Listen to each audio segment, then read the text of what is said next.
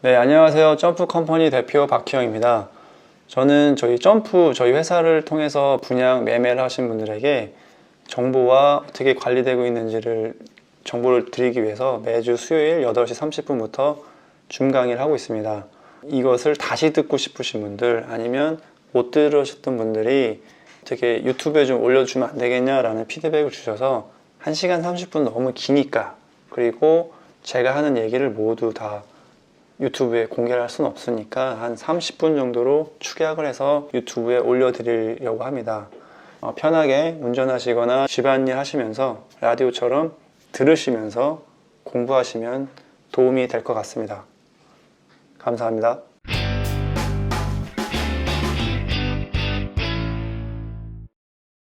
준비 중인 점프 지상 계획을 알고 싶습니다. 분양하면 시행할 어떤 이점이 있나요? 점프 고객대 위주로 분양이 되나요? 네, 사실은 이제 땅을 여기저기 이제 알아보고 있고, 이제 타진하는 몇 군데도 이제 있긴 하고, 여기저기서 이제 정보도 주시고, 같이 하시는 분도 이제 생겨나고 있습니다. 그래서 안정적인 투자할 수 있는 이제 물량을 드릴 수 있다는 게 이제 이점이고, 점프 고객들끼리 온전히 건물을 A부터 Z까지 임차 관리 모든 걸 다 관여해서 할 수 있기 때문에 좀 더 일이 빠르고 효율적이겠죠. 그리고 시행을 하게 되면 비용이 조금 이제 절감이 되니 수익이 좀 더 많아질 수 있겠죠. 그런 걸 이제 고객들한테 직접적으로 얼마씩 드릴게요 라는 거는 현실적으로 좀 안 맞는 것 같고, 시장 물을 흘릴 수도 있어서 그런 것들은 이제 어떻게 고객 서비스로서 드릴지 이제 뭐 그런 것들도 만들어지겠죠. 그러니까 그동안에 이제 경험하지 못했던 나오지 않았던 그런 상품들이 나와서 제공해 드릴 수 있지 않을까라고 이제 생각하고 있고, 대충 머릿속에 어느 정도 가이드라인은 있습니다. 그래서 그런 것들이 될 거고요. 그리고 당연히 점프 고객 위주로 분양이 되겠죠. 그거는 뭐 준비하고 기다리시는 분들, 다른데 투자 안 하시고 쌈짓돈 계속 갖고 계신 분들, 그런 분들한테 이제 먼저 기회가 가는 게 저는 당연하다고 생각합니다. 저는 팔고 끝나는 구조가 아니라 초창기 제가 이거 시작할 때 1,000만 원을 점프를 통해서 투자하신 분이 저는 못해도 10억대 이상 버셨으면 좋겠어요. 1억을 투자하신 분은 한 30억을 벌었으면 좋겠고요. 10억을 투자하신 분은 100억 이상 제가 돈을 벌어드리고 싶어요. 고객의 어떤 풀을 늘리는 건 중요하지 않습니다. 저희를 믿고 저희와 함께 오래 가시는 분들이 여기저기 안 하고 온전히 저희와 함께 했을 때 다르게 했던 분들보다 더 많은 수익률을 얻고 더 좋은 조건의 부동산 상품을 취득하고 관리도 쉽고 어디 가서 자랑할 수 있을 만큼 시세 차익도 만들고 명품 지산들을 소유할 수 있는 그런 결과물들을 만들고 싶어요. 그냥 그게 하고 싶어요. 뭐 고객이 10,000명이다, 20,000명이다, 뭐 3,000명이다 이런 거는 의미 없습니다. 고객이 200명이어도 300명이어도 끝까지 그 고객분들을 위한 자산 관리를 해야 된다. 그래서 솔직히 저는 개인적으로 시행 안 해도 돼요. 저희 회사가 시행 안 해도 돼요. 어차피 투자해 놓은 게 많고 지금도 그냥 이렇게 가면 되는데, 시행을 하는 이유도 어찌 보면 고객들에게 더 큰 이익을, 그 방법들을 드리기 위해서 또 이렇게 노력을 하는 거죠. 하나둘씩 이제 실행을 하면서 과정이라든지 그런 것들도 제가 지금 하던 것처럼 아마 다 공개해 드릴 것 같아요. 그러면서 이 시행이라는 비즈니스에 있어서 숨겨져 있거나 비밀스럽게 되는 것들이 아마 저희 고객들한테는 공개가 되지 않을까 이렇게 보고 있습니다. 조만간에 저희 점프랑 2년, 3년 전부터 같이 투자 시작했던 분들의 어떠한 그분의 어떤 개인정보라든지 그런 거는 당연히 공개드리면 안 되고요. 그 분들이 지금 시점에서 과연 얼마나 투자 수익률을 만들고 계시고 시세 차익을 만드셨는지 그것도 통계를 만들어서 공개해 드리려고 합니다. 저도 대략은 알고 있는데 꽤 많은 분들이 좋은 투자를 하셨었어요. 네, 내년 상반기까지는 계속 분양에 참여하시는 게 좋을 것 같습니다.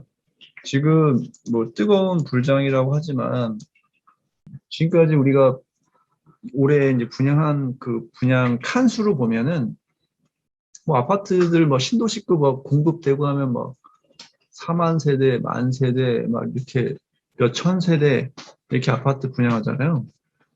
지사는 한 건물에 뭐 한 300호실, 하나야 뭐 500호실 그렇거든요. 그리고 법인들이 사가면 한 개층, 두 개층씩 가져가니까 실제로 계약자로 보면 많지가 않습니다. 그러니까 아직도 지식산업센터는 소수의 분들이 가져가는 희귀 아이템으로 보시면 되고요. 그리고 소유자들은 적고 그 지식산업센터를 임대로 쓰거나 매매로 써야 되는 그 회사들은 더 많고 이렇다 보니까 당연히 지식산업센터는 시세가 오르고 임대료는 안정적으로 받쳐주고 때로는 비싸게 올려받을 수도 있는 상황이 마련되는 거죠. 그리고 계속 사람들이 부동산에 대한 욕심이 커지고 뭐 월세보다는 명품 가방을 하나 그냥 갖고 있고 싶듯이 지식산업센터 하나는 내가 갖고 있고 싶다. 뭐 우리 동네 내가 수원 사니까 수원에 하나 아니면 서울에 난 하나 갖고 싶다라는 어떤 소유욕 사업하시는 분들이 내 사옥은 갖고 싶다라는 그런 소유욕이 생기면 생길수록 지식산업센터는 계속 오르겠죠. 왜? 공급이 그렇게 아파트처럼 생길 수 없는 구조니까요.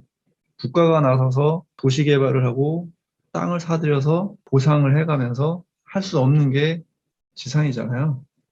민간에서 꾸역꾸역 땅 작업해서 명도하고 시행해서 올려봐야 300개 호실 나올까 말까? 300개 호실 팔아봐야 한 5개층 실입주자 대표님들이 가져가면 남는 거 한 150칸 개인 투자자들한테 팔아야 되는데 개인들도 한 칸씩 안 가져가시고 10칸씩 달라고 하시고 5칸씩 가져가시면 한 칸씩 가져가야 분들은 70명도 안 되는 이런 구조. 그러면 그런 70명 안에 속해서 이제 한 칸 가져가시는 거니까 지식산업센터는 아직도 이 부동산 시장에서 보면 마이너한 시장입니다. 마이너한 시장. 점프 카페에 이렇게 통계 자료 조사해서 올려주신 분이 계신데 지산이 차지하는 전체 부동산 시장에서의 비중, 공급량으로 작년 기준인가? 6%네, 6%. 네, 우리는 우리나라 전체 상업용 부동산 그것도 그 아파트 빼고요. 6%에서 우리는 하고 있는 시장입니다. 그러니까 작죠. 그러니까 특수부위 돼지고기입니다. 네, 저희는 특수부위를 먹는 분이기 때문에 특수부위는 안 망합니다. 네.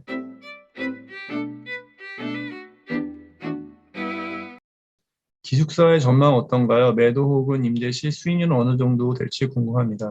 기숙사는 대출이 60%에서 70% 나오기 때문에 수익률이 그닥 좋지는 않습니다. 서울에 있는 건에 있는 기숙사들은 임차도 어느 정도 잘 나가는 상황인데 지방은 잘 모르겠어요.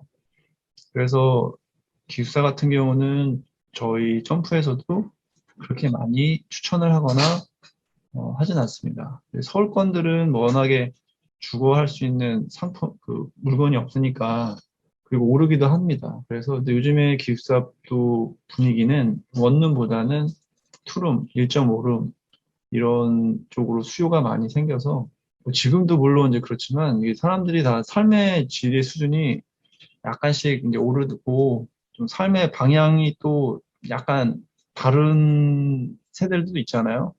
뭐 저축보다는 이제 현재 삶의 어떤 질을 높이고자 그러다 보니 조그만 원룸에 이렇게 사는 것보다는 그래도 1.5룸 혼자 살아도 투룸 주거 공간에 대한 그런 편의성이라든지 그런 이제 삶의 질을 높이는 쪽으로 가는 것 같습니다. 그래서 기숙사도 어, 큰 평수 위주로 많이 찾으시고 잘 팔리는 상황입니다.